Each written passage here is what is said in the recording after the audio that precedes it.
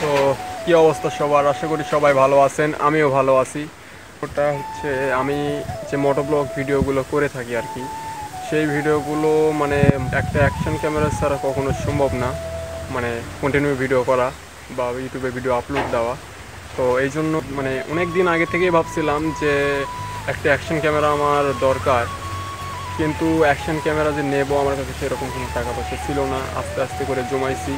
তো আশা করি প্রায় এই এখন যে আপনারা ভিডিওটা দেখছেন, যেদিন আপলোড করছি, মানে এখন আপলোড যেটা আপনারা দেখতে পাচ্ছেন, এই ভিডিওটা আপলোড করার 6-7 দিন পরে আপনারা ক্যামেরার রিভিউ ভিডিও আশা করি পেয়ে যাবেন। তো ততদিনের জন্য অবশ্যই আমার চ্যানেলটি সাবস্ক্রাইব করবেন।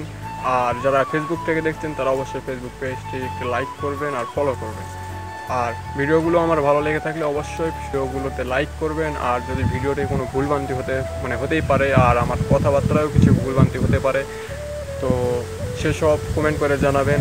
আর আরেকটা কথা হচ্ছে কি, যে আপনারা মানে কোন ধরনের ভিডিও দেখতে আপনারা পছন্দ করেন সেটা অবশ্যই কমেন্ট করে জানাবেন।